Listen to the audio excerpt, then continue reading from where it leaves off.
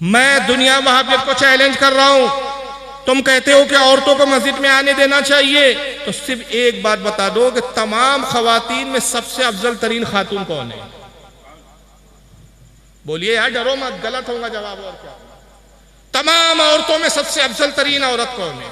तमाम खवातीन में सबसे अफजल तरीन खातून का क्या नाम है? बोलो। तीखी ना नजर कोई डाले, तीखी ना नजर कोई डाले, हम लोग हैं रज़ा वाले। और इस ताल्लुक से बुखारी में हदीस मौजूद है कि फज्र में ताखीर से आती थी और अंधेरा होने से, उजाला होने से पहले पहले रुखसत हो जाती थी। और औरतों की बुनियाद पर आका सल्लल्लाहु अलैहि वसल्लम अव्वलीन वक्त में नमाज पढ़ाते थे। फरमाते थे कि मेरा जी चाहता है कि मैं आखिरी वक्त में नमाज पढ़ाऊं, मगर मुझे औरतों का ख्याल होता है और बच्चों का ख्याल होता है कि जो औरतें नमाज पढ़ने आती हैं उनके बच्चे घर में बेदार हो के अगर रो रहे हो, परेशान हो, तो माए उनको देखकर परेशान ना हो जाए। ईशा में रात का वक्त होता था। हज़रत आयशा उम्मुल मोमिन फरमाती है कि हुजूर के ज़माने में जब औरतें मस्जिद में आती थी तो अंधेरे के सबब पहचानी नहीं जाती थी। फिर दूसरा ये कि जो औरतें आती थी वो ज़ईफ़ा और बूढ़ी बूढ़ी औरतें आती थी, जवान औरतें भी नहीं आती थी। हुजूर के ज़माने में इस्लाम किल्लत में था। उस वक्त जब हुजूर ने इजाज़त दी थी तो हुजूर ने उसकी रुख्सत दी थी, मना नहीं फरमाया। मगर जब इस्लाम बहुत फैल गया हज़रत उमर के ज़माने तक और औरतें कसरत से मस्जिद में आने लगी, तो कुछ मुनाफिकीन भी मस्जिद में जो आते थे वो औरतों के साथ नाज़ेबा हरकत करते थे, ताका झाकी करते थे, तजस्सुस में रहते थे, भाई ये कौन खातून है, कैसी दिखती है, हालांकि वो हिजाब में होती, बुरक़े में होती। हज़रत उमर ने जब ये चीज़ों को मुलाहिज़ा फरमाया तो एक दिन सहाबा को बुलाया और कहा कि क्या तुम देख नहीं रहे औरतों का क्या हाल हो गया है? तो मेरी राय है कि औरतों को मस्जिद में आने से मैं रोक दूं। तमाम सहाबा ने इस पर इत्तेफाक कर लिया। माशाअल्लाह। इस पर सहाबा का क्या हो गया? इजमा। आज का अहले हदीस कहता है कि हम हजरत उमर का फैसला क्यों माने, हुजूर ने मना नहीं किया, हम हुजूर की हदीस मानेंगे। मैं इससे पूछता हूँ, हदीस को हजरत उमर ज्यादा समझते थे कि तू ज्यादा समझता है? क्या कहने हैं मियां बाबा? हजरत उस्मान गनी ज्यादा समझते थे कि तू समझता है? मौला अली ज्यादा समझते थे कि तू समझता है? हजरत तलहा ज्यादा समझते कि तू समझता है? साद इब्न वक्कास ज्यादा समझते? तमाम सहाबा ज्यादा समझते कि तू ज्यादा समझता है? और अगर ये हदीस के खिलाफ अमल था हज़रत उमर का, तो फिर सारे साहबा इसके खिलाफ खड़े हो जाना चाहिए था, बगावत हो जानी चाहिए थी। सबने तायद क्यों की, इजमा क्यों किया? वो भी जानते थे कि हुजूर का मुमानियत ना करना मुस्तहब के हुक्म में, फ़र्ज और वाजिब के हुक्म में नहीं है। वजह क्या है कि साहबा के कानों ने ये हदीस सुनी थी, ये मंजर देखा था कि हुजूर के ज़माने में अज़वाज मोहतरात में से कोई भी खातून मस्जिद नबवी में नहीं आती थी, जबकि अज़वाज के हुजरे, हुजूर के जो हुजरे थे सरकार के, वो मस्जिद नबवी से लगकर थे। मैं दुनिया वहाबियत को चैलेंज कर रहा हूं। तुम कहते हो कि औरतों को मस्जिद में आने देना चाहिए, तो सिर्फ एक बात बता दो कि तमाम खवातीन में सबसे अफजल तरीन खातून कौन है? बोलिए यार, डरो मत, गलत होगा जवाब। और क्या? तमाम औरतों में सबसे अफजल तरीन औरत कौन है? तमाम खवातीन में सबसे अफजल तरीन खातून का क्या नाम है? बोलो। हाँ, क्या बोले? हज़रत फातिमा। बिल्कुल सही, जन्नती औरतों की सरदार हज़रत सैयदा फातिमा ज़हरा रज़ियल्लाहु ताला अन्हा। वहाबी जी से इतना बता दो, हज़रत फातिमा मस्जिद नबी में जमात से नमाज पढ़ने आती थी कि नहीं आती थी? बस इतना बता दो। खुदा की कसम, सैयदा कभी भी जमात से नमाज पढ़ने नहीं आई। इतनी बापर्दा थी, इतनी बापर्दा थी कि मौला अली कहते हैं, खुदा की कसम मैंने बिन्ते रसूल से ज्यादा बापर्दा किसी औरत को पाया ही नहीं कि खुले आसमान ने भी सैयदा के बालों को नहीं देखा। मर तो छोड़िए, आसमान ने बालों को नहीं देखा, वो कभी नहीं आई। और उन्हीं से हदीस मरवी है, इमाम बुखारी इसको लाए अदबुल मुफरद में कि अल्लाह के रसूल सैयदा के घर में तशरीफ लाए और कहा, बेटी फातिमा मेरे एक सवाल का जवाब दो। कहा, अब्बा हुजूर बयान फरमाए, क्या पूछना चाहते? कहा, बेटी बताओ औरत के लिए सबसे बेहतर क्या चीज़ है? कहा कि अपने घर में नमाज पढ़े। कहा, और बेहतर क्या है? कहा अपने घर के अंदरूनी कमरे में नमाज पढ़े। कहा बेटा उससे और बेहतर क्या है? कहा अगर उसके घर में तय खाना हो तो तय खाने में नमाज पढ़े। आका ने अपनी बेटी की पेशानी को बोसा दिया, फरमाया कि फातिमा तूने औरत की फितरत को पहचान लिया है, औरत की यही हकीकी फितरत है। तो कभी सैयदा नहीं आई, तो जब खातून जन्नत जन्नती औरतों की सरदार जमात में हाजिर ना हुई तो तुम फटीचरों की बीवियों की क्या औकात है? क्या तुम्हारी औरतों की क्या हैसियत है? बड़ी पारसा है वो, सैयदा से ज्यादा पारसा है। जब हजरत उमर ने पाबंदी लगाई तो वहाबी जी को ये तो नजर आया, हुजूर ने मना नहीं किया था, हुजूर ने वाजिब भी करार नहीं दिया था, फर्ज भी करार नहीं था, बल्कि आका ने फरमाया औरत के लिए घर में नमाज पढ़ना मस्जिद में नमाज पढ़ने से 70 दर्जे ज्यादा फजीलत रखता है। माशाअल्लाह। मर्द के लिए मस्जिद में 70 दर्जे ज्यादा है और औरत के लिए कहाँ है ज्यादा? घर में। मामला बरक्स है जनाब। अफजल ये है कि औरत घर में नमाज पढ़े, तो हुजूर ने तो मना नहीं किया, लेकिन वाजिब भी करार नहीं दिया, फर्ज भी करार नहीं दिया। यही वजह है कि जब हजरत उमर ने पाबंदी लगाई, हजरत उमर साहबा जानते थे कि हुजूर का हुक्म वजूब के हुक्म में नहीं है, फर्ज के हुक्म में नहीं है। उसी बुखारी में आता है कि औरतें हजरत उम्मुल मोमिन आयशा सिद्दीका के पास पहुंची। अर्ज करती उम्मुल मोमिन हम रसूल के ज़माने में मस्जिद में हाजिर हुआ करती थी। उमर कौन होते हैं जो पाबंदी लगाते हैं? सैयदा फातिमा सैयदा आयशा क्या जवाब देती है? हजरत सैयदा उम्मुल मोमिनीन कहती है जो औरतों के हालात है ना, खुदा की कसम रसूल इन हालात को देखते तो रसूल भी वही करते जो उमर ने किया है, और तुम वैसे ही रोक दी जाती जैसे कौम बनी इसराइल की औरतों को भी इबादत खानों से रोक दिया गया। मुझे बताओ मिजाज नबुवत को उम्मुल मोमिन से ज्यादा बेहतर कौन समझ सकता है? ये रिवायतें वाज़े करती है, ये सारी हदीसें हमारे अइम्मा के पेश नज़र है। इस बुनियाद पर हमारे उलमा इजाज़त नहीं देते कि औरतें मस्जिद में आए। और आला हज़रत ने एक बड़ी काम की बात बोली है जो आपके जहन और फिक्र में बैठ जाएंगे। आला का एक मुस्तकिल रिसाला है, जमलुन नूर ली नहीं अन्निसाई ज़ियारतुल क़ुबूर। हालांकि कब्रों की ज़ियारत पर, लेकिन मस्जिद की हाज़िरी पर आला हज़रत ने कयास करके औरतों को कब्रों पे जाने से मना किया है। उसमें आला एक सवाल करते हैं और वही सवाल मैं आपके सामने रख रहा हूँ। आला कहते हैं लोगों बताओ उस जमाने में सालिहात ज़्यादा थी यानी नेक औरतें ज़्यादा थी कि आज नेक औरतें ज़्यादा है? बोलिए भाई। उस जमाने में फासिकात ज़्यादा थी कि इस जमाने में ज़्यादा है? इस जमाने में ज्यादा फासिकात औरतें, फासिका औरतें ज्यादा है। उस जमाने में अगर एक फासिका औरत होती थी, इस जमाने में हजारों है। उस जमाने में हजारों सालेहात थी, इस जमाने में गिनती की सालेहात है। जब खैर के जमाने में सहाबा ने ममानियत कर दी तो इस फितने के जमाने में कैसे इजाजत दी जाएगी? वो वीडियो मुझे ढूंढना पड़ेगा। जर्जी साहब ने इसका अकल का जवाब दिया। इनके पास सारी अकलें, रिवायतें नहीं है। मैं भी रिवायतें सुना रहा हूँ, हज़रत आयशा की हदीस सुना रहा हूँ, बुखारी की है, सैयदा फातिमा की हदीस सुना रहा हूँ। अब ये मुल्ला जी अकल दौड़ाते हैं। तो जर्जिस कहता है भाई वो बंगाल में जो है ना, ये आपके बंगाली का मजाक उड़ाया उसने वीडियो में। कहता है बंगाल में औरतें खेतों में लेटरिन करने जाती है। क्यों मुल्ला जी औरतें खेतों में जा सकती है? जी जी पर्दे के साथ जा सकती है। बाजार में जाती है, जा सकती है? हाँ जी जी पर्दे के साथ जा सकती है। जब डॉक्टर को दिखाने जा सकती है? हाँ जी जी पर्दे के साथ डॉक्टर को दिखाने भी जा सकती है। सारा जुर्म मस्जिद का है। खेतों में हगने जा सकती है, डॉक्टर के पास जा सकती है, बाजारों में घूम सकती है, लेकिन जैसी मस्जिद की हाजिरी का बोलो नहीं नहीं मना है, फितने का जमाना है। उस जाहिल को यह अकल नहीं है कि डॉक्टर के पास जाती है तो उज़्र है, जरूरत है, जरूरत के तहत शरीयत रुख्सत देती है। बंगाल में वो इलाके, हालांकि इसकी इजाजत नहीं है, करना नहीं चाहिए, हमारे उलमा इस पर राजी नहीं है। उन लोगों ने जिनकी औरतें खेतों में जाती है उन्होंने अपने घर में लेटरिन बनाना चाहिए। मोदी से गए बीते लोग हम नहीं है कि अब वो हमें बताएगा पाकी और सफाई क्या है। सच अभियान वो चलाएगा, अब सच अभियान हमें चलाना चाहिए। अत्तहुर शत्रुल ईमान है हमारे यहाँ, पाकिज़गी आधा ईमान है हमारे।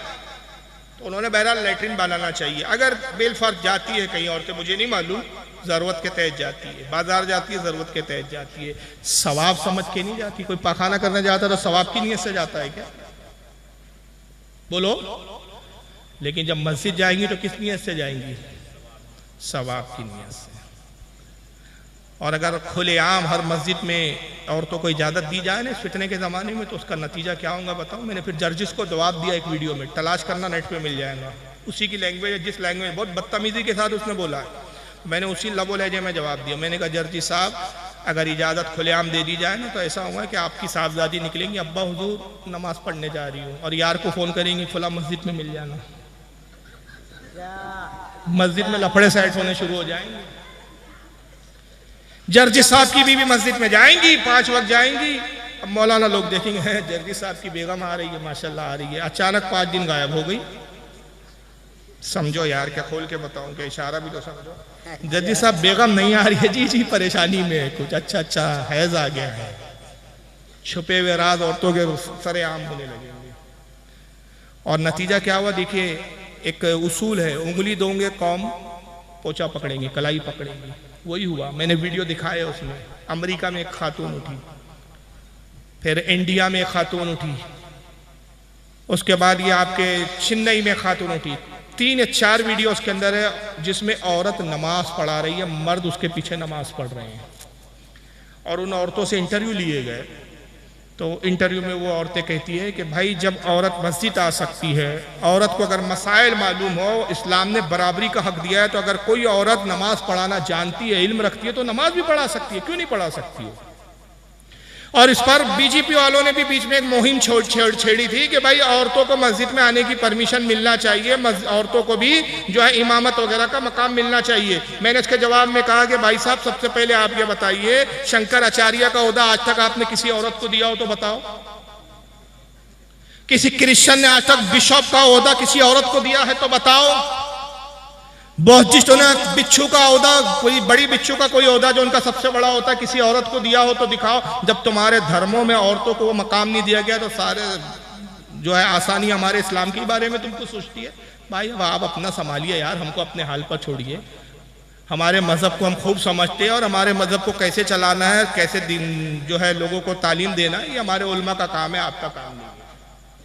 लेकिन बहरहाल वो औरत नमाज पढ़ा रही है, बड़ा वबीला हुआ, उसके इंटरव्यू आए, बड़ा माहौल चला, डिबेट हुए उस वक्त टीवी पर। भाई का बाकायदा, भाई औरत पढ़ा रही है तो क्या बुराई है, इस्लाम औरत को दबाना चाहता है, ये करना चाहता है, सारी आज़ादी मुसलमान औरतों को ही नज़र आ रही है इनको। तो उस वक्त हमारे इलाके में भी थोड़ा सा माहौल चला। तो एक बार ये हुआ कि 15-20 नौजवान आपस में इख्तलाफ हो गया, मेरे घर पर आए, चलो यार फारूक साहब से मसला हल कराते। तो उसमें कुछ मॉडर्न नौजवान थे, वो मॉडर्न नौजवान कह रहे थे यार सही तो बात है, अगर नमाज पढ़ाना आता है तो पढ़ा दे तो क्या हर्ज है। और आधे नौजवान कह रहे थे नहीं यार, आज तक तो ऐसा हुआ नहीं।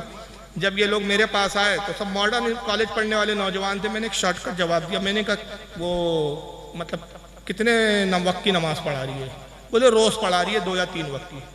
मैंने कहा 5-6 दिन का गैप आ जाएगा बीच में।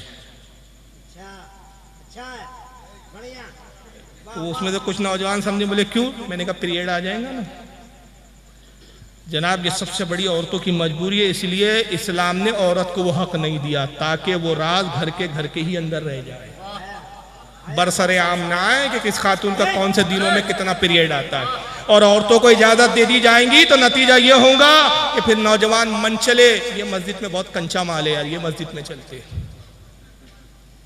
कंचा समझ रहे हैं ना? नहीं समझ रहे, हमारे महाराष्ट्र की लैंग्वेज है, महाराष्ट्र में यहाँ नहीं चलता। कंचा मतलब बड़ी खूबसूरत हसीन औरत है यार, ये यहाँ की नाज़मीन है, ये मस्जिद की जो इमाम है ना, ये बड़ी यहाँ चलते हैं। नौजवानों का हुजूम उधर बढ़ गया, दूसरी मस्जिद वाले परेशान, जमाती कम हो गए, मीटिंग बैठी यार, अपने को भी कोई अच्छा इमाम लाना पड़ता है ढूंढ के। अब नमाज हो गई साहब, अब ये कंपटीशन चल रहा है, ब्यूटी पार्लर का शो चल रहा है। फिर उधर वो मस्जिद वालों ने पुराने इमाम को निकाला, कुछ और अच्छे वाली खूबसूरत हसीन नाज़मीन लेकर आए। तो अब नौजवान भी शायद नियत ऐसे करेंगे, नियत की 2 रकात नमाज फज्र पीछे इस हसीना के, मजाक बन जाएंगी इबादत। भाई इतनी पाबंदियां हैं तो गैरों के साथ भाग रही है, इतनी पाबंदियों के साथ गैरों के साथ भाग रही है। अब इबादत खानों को भी इबादत खाने की तरह रखने देते या उसको भी नुमाइश का अड्डा बनाना चाहते हो? तो बहरहाल इस बुनियाद पर इजाज़त नहीं दी जा सकती। अकली दलाइल भी है और नकली दलाइल भी है। दूसरा सवाल ये पूछा गया है कि दीन में हर नया काम बिदअत है और हर बिदअत गुमराही है, इसकी वजाहत फरमा दे।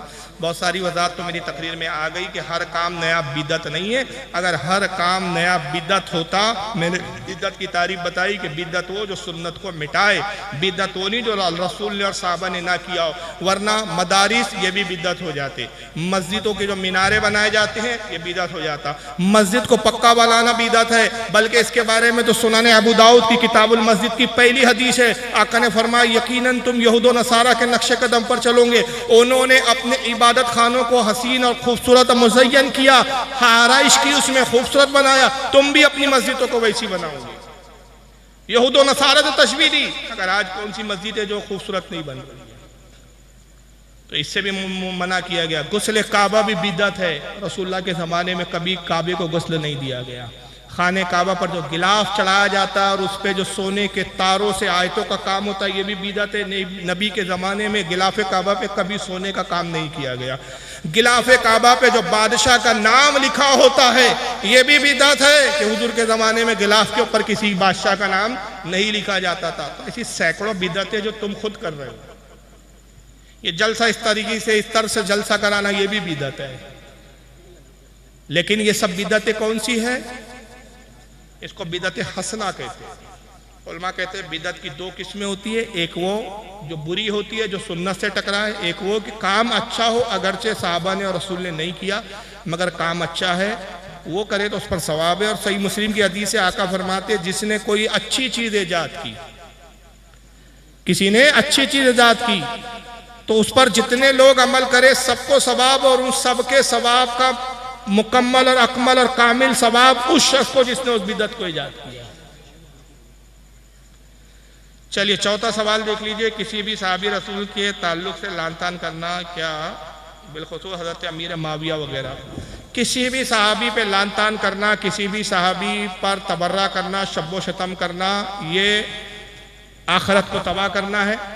बल्कि शेखैन जो हज़रत अबू बकर और उमर के बारे में उजमा है अहले सुन्नत का कि जो अबू बकर और उमर पे लान तान करे वो काफिर है, और बाकी सहाबा पर अगर किसी पे लान तान करता है नऊज़ुबिल्लाह मिन ज़ालिक तो वो बद मज़हब है, अहले सुन्नत व जमात से खारिज है। और खुसूसन अमीर माविया के बारे में जो एक इस वक्त माहौल चल रहा है कि अमीर माविया को लान व तान का जो है निशाना बनाया जा रहा है, उसके बारे में तो उलमा के बड़े सख्त कलाम हैं। यहाँ तक कि इमाम काजी अयाज की शिफा की शरह की है इमाम शहाबुद्दीन खुफाजी ने, उनकी किताब नस्रिम रिया, उसमें कहते हैं अमीर माविया पर लान तान करने वाला जहन्नमी कुत्तों में से एक कुत्ता। हज़रत मौला अली से जो भी उनके मामलात हुए, मुशाजरात जिसको हम कहते हैं, अकीदा अहले सुन्नत यह है कि हक़ अली के साथ था। अमीर माविया से ख़ता इज्तिहादी हुई मगर साहबी रसूल है, रसूलुल्लाह के रिश्तेदार है, सरकार के रिश्ते में उनकी बहन हुजूर के निकाह में है और हुजूर से रिश्तेदारी है, हुजूर से उनकी उल्फत मोहब्बत है, लिहाजा उनका एहतराम भी हर सुन्नी मुसलमान पर वाजिब है। और जो उसका मुनकिर है वह अहले सुन्नत फरमाते फ़तह रज़िया में अहले सुन्नत व जमात से खारिज है। पांचवा सवाल है, अगर हुजूर के विसाल मुबारक भी 12 रब्बीउल अव्वल को हुआ तो इस दिन हम खुशी क्यों मनाते हैं? सबसे पहली बात तो यह है कि 12 को विसाल हुआ, इस पर भी इत्तेफाक नहीं है उलमा का। वहाँ भी धोखा देते हैं कि 12 को इंतकाल हुआ। बाद रिवायतों में 12 का भी जिक्र है, लेकिन उलमा का एक तबका वो भी है जो 12 रब्बीउल अव्वल आपके विसाल की तारीख नहीं मानता। 12 रब्बीउल तो छोड़िए, महीना भी 12 रब्बीउल अव्वल का नहीं मानता। बाद मुहद्दिस ने लिखा कि आपका इंतकाल सफ़र के अंदर हुआ। तारीख भी दूसरी बताइए, बाद में 18 बताइए, बाद में 21 बताइए, तारीख पर भी इख्तलाफ है। हाँ, जमहूर का एक बड़े तादाद ये है कि जो 12 रब्बीउल अव्वल मानती है। अभी अगर हम थोड़ी देर के लिए समझ लें कि भाई ठीक है चलो 12 को ही इंतकाल हुआ, अब 12 को पैदाइश भी है तो 12 को खुशी क्यों मनाते हो? तो भाई दो जवाबात है। एक ही है कि एक ही वक्त में दो चीज़ें एक साथ नहीं हो सकती। खुशी मनाने वाला गम नहीं मना सकता, गम मनाने वाला खुशी नहीं मना सकता। तो भाई खुशी का डिपार्टमेंट, खुशी का शोबा हमने ले लिया, गम का आप ले लीजिए। हम जश्न मनाएं तुम मातम कर लें, तुम उस दिन मातम की मजलिस करें, शियाओं की तरह काले कपड़े पहन लें, सीने ठोके कि आज नबी चले गए। इन बदबख्तों को इतना भी नहीं मालूम कि आका की ही हदीस है, सही बुखारी की हदीस है, हुजूर फरमाते वो हम में से नहीं जो अपने मरने वाले पर 3 दिन से ज्यादा गम मनाए, सिवाय उस औरत के जिसका शौहर इंतकाल कर जाए, 4 महीने 10 दिन की इद्दत के गम के गुजारे, 4 महीने 10 दिन के बाद उस औरत को भी इजाजत नहीं कि वो गम मनाए। तो 4 महीने और 10 दिन से ज्यादा औरत को इजाजत नहीं। ये कौन सी बेवाएं हैं भाई, 14 साल तक अब तक गम में बैठी है, इनका गम ही नहीं खत्म हो रहा है 14 साल के अंदर। और ये दूसरा जवाब तो ये है, ये तो खैर एक इल्मी जवाब था, अब एक उर्फी जवाब सुन लीजिए। गम वो मनाए जिसके अकीदे के मुताबिक नबी मर चुके हो, हमारे आका जिंदा है, और गम जिंदों का नहीं मनाया जाता। हमारा तो अकीदा ये है, तू जिंदा है वल्लाह, तू जिंदा है वल्लाह, मेरी चश्मे आलम से छुप जाने वाले फरियाद जो उम्मती करे हाले जार में, मुमकिन नहीं कि खैर बशर को खबर ना हो। तो आका जिंदा है। और बहरहाल छठा सवाल बहुत लंबा है, इसको मैं छोड़ रहा हूँ, फिर कभी इस पर इंशाअल्लाह बात होगी, क्योंकि मैं मुनासिब नहीं समझ रहा कि हमारे खतीब बहुत ज़्यादा इंतज़ार कर रहे हैं, या किसी बड़े खतीब को इतने देर इंतज़ार नहीं करवाना चाहिए। गैरुल्लाह से मदद मांगना कैसा, इसका जवाब बड़ा लंबा हो जाएगा भाई। अल्लाह ताला आपको और हम सबको इस्तिकामत अता फरमाए, दीन की समझ अता फरमाए, बदअकीदों से बचाए। वमा अलैना इल्लल बलागुल मुबीन। अस्सलामु अलैकुम।